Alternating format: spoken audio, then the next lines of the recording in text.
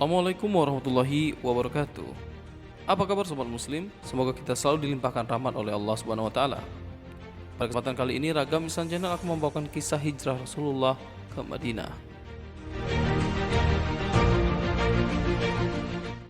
Setelah selesai dilaksanakannya Baiat Aqabah kedua dan setelah Islam mendapatkan wilayah yang siap menampung mereka, maka sejak saat itu Rasulullah SAW mengizinkan para sahabatnya untuk hijrah ke Madinah. Sebagian dari sahabat mulai mempersiapkan bekalnya. Ada juga yang langsung berangkat dan ada pula yang masih menunggu Rasulullah untuk berangkat bersamanya. Tantangan hijrah sangatlah berat. Para sahabat harus menanggung berbagai macam risiko agar bisa melakukan hijrah. Ada yang meninggalkan sanak keluarganya, hartanya, bahkan ada yang terancam jiwanya. Belum lagi meninggalkan kampung halaman yang sudah pasti sangat berat bagi mereka. Namun, satu persatu kaum muslimin berhasil melakukan hijrah ke Madinah. Mereka umumnya pergi berkelompok dengan sembunyi-sembunyi, meski ada juga yang sedikit dari mereka yang pergi dengan terang-terangan. Menurut Syekh Syafiur Rahman Al-Mubarakfuri, selang 2 bulan lebih beberapa hari setelah terlaksananya Baiat Aqabah kedua, akhirnya tidak ada kaum muslimin yang tersisa kecuali Rasulullah SAW, Abu Bakar, dan Ali bin Abi Thalib radhiyallahu anhum. Sementara itu, Rasulullah tengah menunggu saat-saat Allah mengizinkannya untuk melakukan hijrah.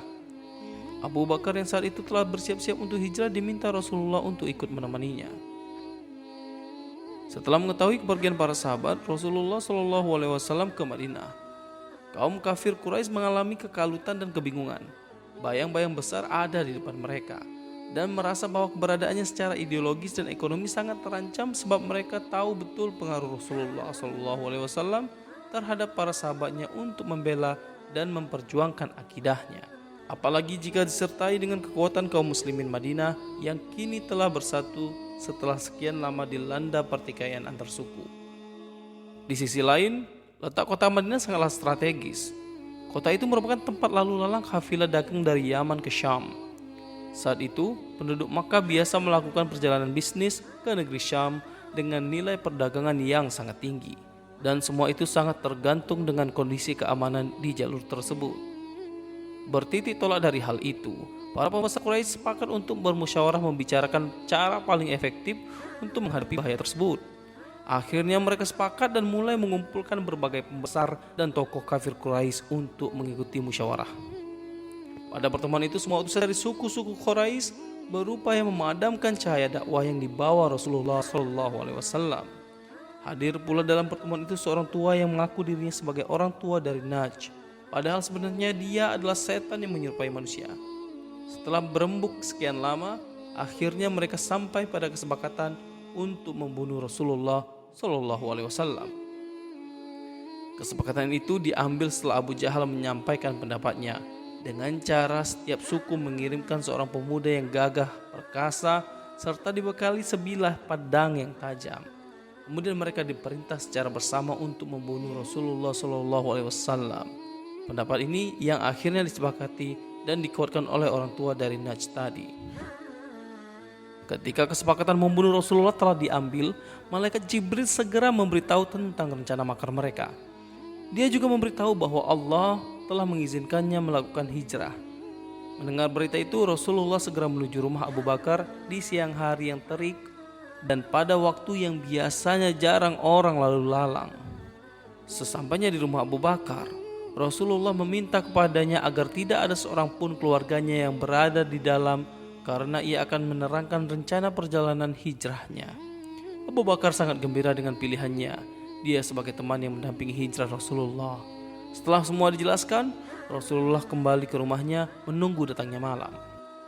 Pada saat yang sama, para pembesar Quraisy sudah siap-siap untuk melaksanakan rencana mereka. Rencana sudah mereka susun di siang harinya secara matang. Mereka telah memilih 11 orang dari masing-masing suku untuk menunaikan tugas tersebut. Dan tiba saatnya, ketika malam mulai gelap, mereka bergerak dengan mengintai rumah Rasulullah SAW. Mereka berniat mengeksekusi Rasulullah kala beliau tidur. Mereka sangat yakin bahwa rencana yang telah disusun matang akan berhasil sesuai harapan. Namun, di balik semua itu ada Allah SWT yang selalu melindungi hambanya dan berbuat sesuai kehendaknya.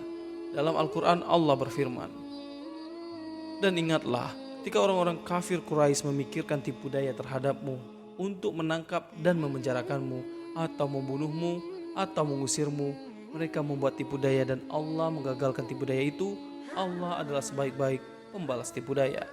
Quran Surat Al-Anfal ayat 30. Pada waktu yang sangat kritis itu, Rasulullah SAW memerintahkan Ali bin Abi Thalib untuk tidur di tempat tidurnya dengan menggunakan selimut yang biasa Rasulullah pakai. Setelah itu Rasulullah menerobos kepungan mereka yang saat itu penglihatannya Allah cabut, sehingga tidak bisa melihat perjalanan Rasulullah SAW. Kemudian pada malam itu juga Rasulullah berjalan menuju rumah Abu Bakar. Sementara itu, para pengepul rumahnya masih menunggu waktu pelaksanaan eksekusi. Akhirnya, mereka segera masuk ke rumah dan melihat ada seorang yang sedang tidur. Mereka mengira bahwa itu adalah Rasulullah SAW yang tidur di balik selimutnya. Namun ternyata yang tidur di tempat itu adalah Ali bin Abi Thalib. Di sisi lain, Abu Bakar meminta putranya, Abdullah, mengamati segala aktivitas dan merekam semua pembicaraan kaum Quraisy di siang hari, lalu melaporkannya setiap petang menjelang. Abu Bakar juga menyuruh budaknya Amir bin Fahira untuk mengembalakan kambing dekat Gua Sur pada siang hari dan mengistirahatkannya pada petang hari agar dirinya dan Rasulullah dapat minum susu dari kambing gembalaan itu. Asma, putrinya, juga diperintahkan oleh Abu Bakar membawakan makanan setiap petang untuk mereka berdua. Kemudian Rasulullah dan Abu Bakar pergi menuju Gua Sur untuk tinggal selama beberapa waktu di sana. Abu Bakar mendahului Nabi Muhammad SAW masuk ke dalam gua untuk memastikan bahwa di dalam gua tersebut tidak terdapat binatang buas dan ular. Rasulullah dan Abu Bakar selama 3 hari tinggal di dalam gua ini. Abdullah bin Abu Bakar juga ikut menginap bersama mereka untuk melaporkan berbagai peristiwa dan perkembangan yang terjadi di kota Mekkah.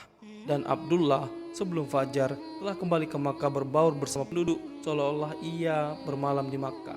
Sementara Amir bin Fahira ditugaskan membawa gembalanya ke daerah sekitar Gua Sur. Kambing-kambingnya digiring berjalan mengikuti jalan yang dilalui Abdullah ketika meninggalkan gua, agar jejak kaki putra Abu Bakar itu hilang tidak terlacak. Selain itu, dia juga ditugasi membawa sepotong daging untuk Rasulullah dan Abu Bakar. Akhirnya, kaum musyrik mengetahui Rasulullah berhasil keluar dari Makkah.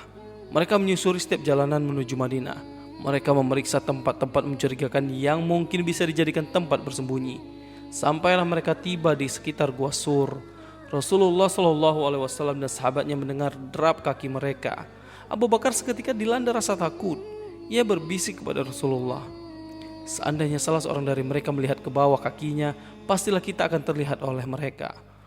Untuk menenangkan sahabatnya, Rasulullah bersabda, "Wahai Abu Bakar, bagaimana menurutmu 2 orang yang pergi bersama, sedangkan yang ketiganya adalah Allah?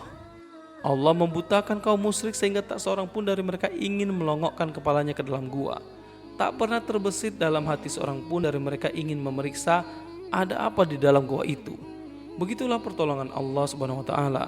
Imam Al-Bushuri dalam qasidah burdahnya mengatakan, perlindungan Allah tidak membutuhkan berlipatnya baju baja, juga benteng tinggi dan kokoh.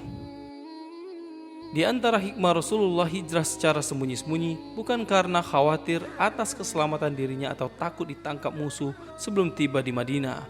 Buktinya setelah Rasulullah menempuh semua rihlah perjalanannya, ketika beristirahat di Gua Syur, lalu kaum musyrik tiba di sekitar gua tempat mereka bersembunyi. Yang seandainya seorang dari mereka melihat ke bawah, maka pasti akan melihat Rasulullah, sehingga Abu Bakar dihinggapi rasa takut yang hebat. Rasulullah tetap bersikap tenang dan menenangkan sahabatnya dengan berkata, "Wahai Abu Bakar, menurutmu apa yang akan terjadi dengan 2 orang yang ketiganya adalah Allah?" Padahal bila Rasulullah hanya mengandalkan semua langkah lahiriah dan kehati-hatiannya dalam proses hijrah itu, beliau pasti juga akan merasa takut dan cemas ketika menghadapi situasi seperti itu. Namun nyatanya tidak. Dengan demikian, semua langkah Rasulullah dalam perjalanan hijrah adalah tugas penerapan syariat yang mesti dijalankan. Ketika itu sudah dilaksanakan, Rasulullah tinggal mengaitkan hatinya kepada Allah dan bersandar hanya pada petunjuk dan pertolongannya.